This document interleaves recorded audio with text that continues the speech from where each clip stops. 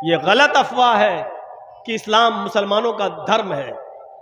ये योगी मोदी आज जो चुनाव के मौके पर हिंदू मुस्लिम कर रहे हैं ना, और देख लीजिए कासगंज यूपी में पुलिस कस्टडी के अंदर एक मुसलमान को मार दिया गया, सिर्फ माहौल बनाने के लिए।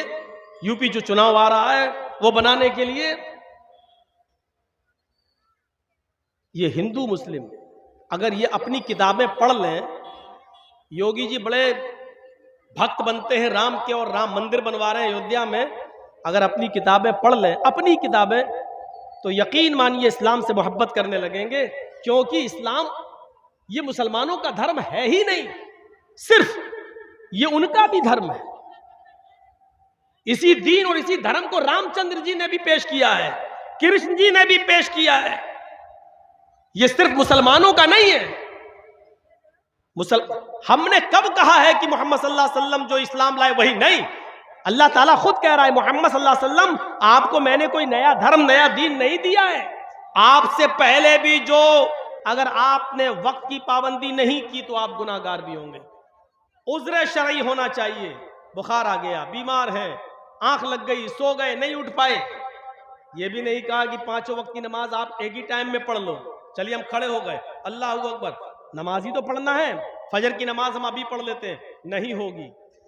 जोहर की नमाज भी, पांचों नमाज हम इकट्ठी पढ़ लेते हैं, चलिए, नहीं होगी। क्यों नहीं होगी? इस्लाम हमें नमाज का नहीं, हमें वक्त का पाबंद बनाना चाहता है। वक्त की पाबंदी करना सीखिए आप। रोजे का एक वक्त है, आप इस वक्त रमजान के रोजे रखना चाहें नहीं रख सकते, वो अपने टाइम पर ही रखना पड़ेंगे। सर्दी है तो दिन छोटा हो जाएगा, गर्मी है तो दिन बड़ा हो जाएगा। सर्दी है तो रोजा आपको 12 घंटे का, 10 घंटे में रोजा इफ्तार हो जाएगा। गर्मी है तो 14 और 15 घंटे भी रोजा रखना पड़ेगा। ये वक्त की पाबंदी इस्लाम हमें बताता है। इस्लाम के उसूलों से हम सीखें कि वक्त की पाबंदी क्या होती है। हर मामले में अपनी जिद नहीं चलाना चाहिए, अपनी जिद नहीं चलाना चाहिए।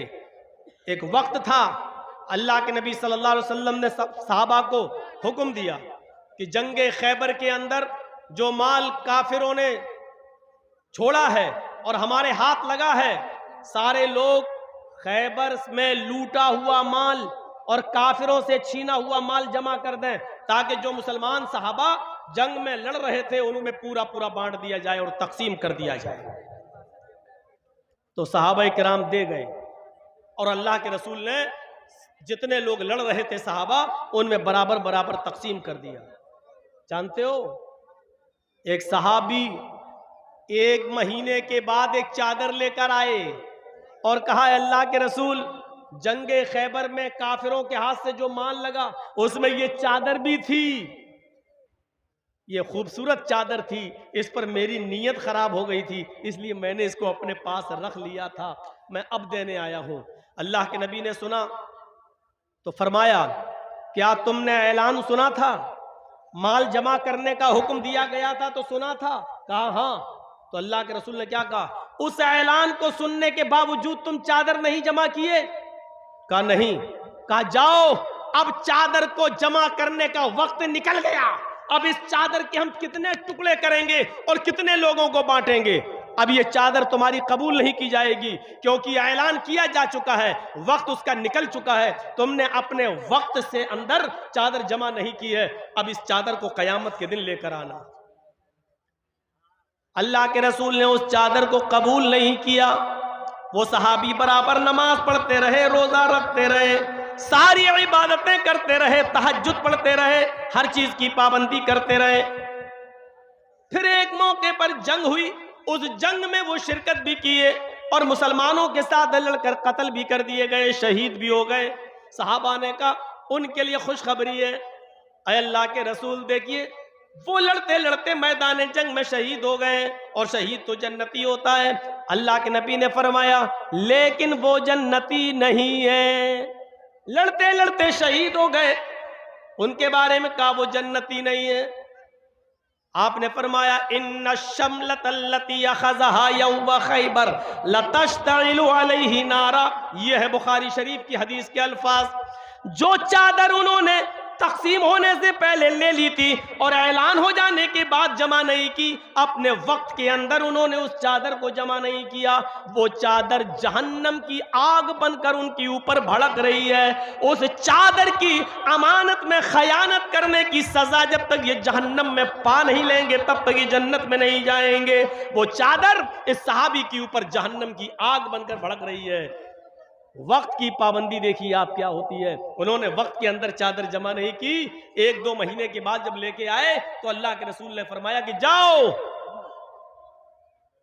अब ये चादर कबूल नहीं की जाएगी, कयामत के दिन लेके आना। वक्त की पाबंदी करना सीखिए। एक एक मिनट बहुत कीमती है। दुनिया में सबसे ज्यादा नाकाम और नाकारा वो इंसान है जो वक्त की पाबंदी नहीं करता है। नबी अकरम सल्लल्लाहु अलैहि वसल्लम ने एक हदीस के अंदर 4-5 चीजें गिनाई हैं। उन 4-5 चीजों में जानते हो एक चीज आपने क्या फरमाई है? इख्तनिम खमसन कबला खमसिन। आपने फरमाया 5 चीजों के आने से पहले 5 चीजों को गनीमत जान लो।